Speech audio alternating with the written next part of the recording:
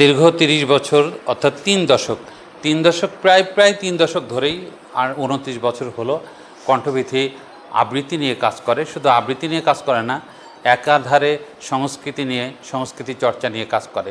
এই আবৃত্তি সংস্কৃতি চর্চা নিয়ে কাজ করার সাথে সাথে কণ্ঠবিথীতে একটা মানবিক মূল্যবোধ আছে। মানবতাকে কণ্ঠবিথী সবসময় সবার ঊর্ধ্বে স্থান দেয়।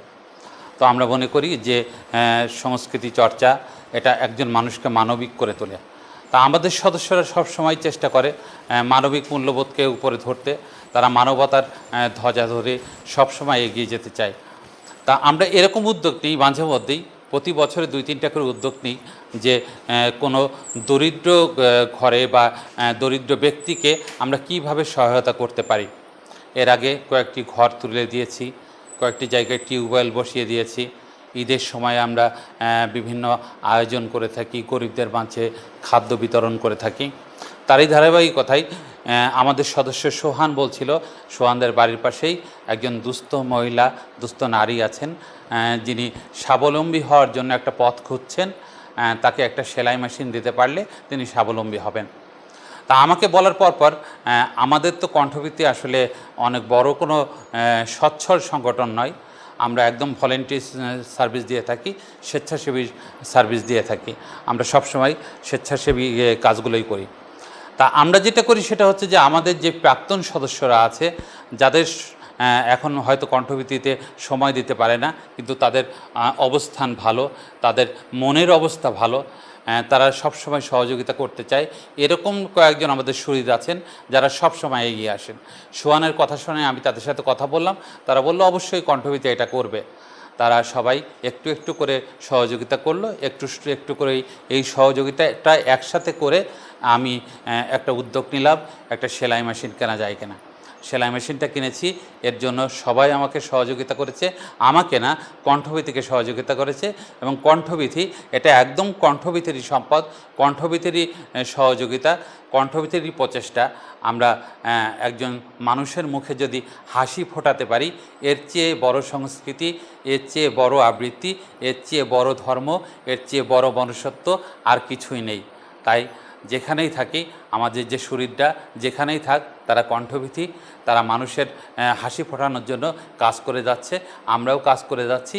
আজ আমরা খুব আনন্দিত, আমরা কণ্ঠবিথীর সদস্যরা এখানে সবাই এসেছি, তার হাতে এই সেলাই মেশিনটি তুলে দিতে পেরে আমরা আনন্দিত, গর্বিত এবং আশা করছি যে ভবিষ্যতেও আমাদের এই প্রচেষ্টা সবসময় আমরা অব্যাহত রাখব। সেলাই মেশিনটা দিয়ে আমি অনেক কিছু করতে পারবো, আয় উপার্জন করে সংসারটা চালাতে পারবো। এই জন্য তাদের অনেক ধন্যবাদ। তারা যেন এইভাবে অনেক কিছু করতে পারে মানুষের জন্য। একটা আবৃত্তি সংগঠন যে ২৯ বছরের যে যাত্রা, এই যাত্রার পিছনে অনেক গল্প থাকে, অনেক ঘটনা থাকে, অনেক মানবিক গল্প থাকে। তা কণ্ঠবিথী প্রত্যেক বছরই এরকম মানবিক উদ্যোগ নেয় সাংস্কৃতিক চর্চার পাশাপাশি। তারাই ধারাবাহিকতায় আজকে একজনকে স্বাবলম্বী করার জন্য কণ্ঠবিথী তার উদ্যোগে সেলাই মেশিন বিতরণ করছে। কণ্ঠবিথীর যাত্রা ভবিষ্যতে অব্যাহত থাকবে এবং কণ্ঠবিথী মানুষের কল্যাণে আরও সুন্দর মতো কাজ করে যাবে, এই আশাবাদ ব্যক্ত করি। পরিশেষে একটাই বলি, যেখানেই থাকি আমরা কণ্ঠবিথী। কণ্ঠবিথী প্রতি বছরই বিভিন্ন অসহায়কে সহযোগিতা করে। আমি সরাসরি কণ্ঠবিথীর সাথে থেকে এর আগে একাধিক দুস্থ মানুষদের বাড়ি তৈরি করতে সহায়তা করেছি। কণ্ঠবিথী এভাবে টিউবওয়েল দান সহ শীতের বস্ত্র দেওয়া, খাদ্য দেওয়া, অর্থনৈতিকভাবে সহযোগিতা করা সহ করোনাকালীন সময়ে আমরা কণ্ঠবিথীর মাধ্যমে মানুষের বাড়ি বাড়ি গিয়ে খোঁজ খবর নিয়ে তাদেরকে আমরা বিভিন্ন ধরনের সহায়তা করেছি। এটা শুধুমাত্র সম্ভব হয়েছে আমাদের কণ্ঠবিথী সিনিয়র সদস্যদের জন্য, এবং ভাইরা অর্থ দিয়ে সহযোগিতা করেছে। আমরা সময় শ্রম দিয়ে এই কাজটা, এই উদ্যোগকে সফল করেছি। আমি আশা করছি আজকের এই উদ্যোগও একজন অসহায় পরিবার স্বাবলম্বী হবে। দোয়া থাকলো তার জন্য।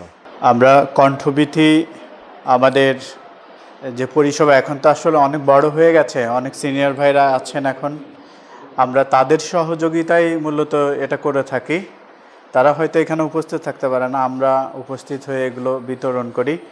আমরা সারা বছরই আমাদের এই কার্যক্রম কণ্ঠভীতি থেকে চালু থাকে।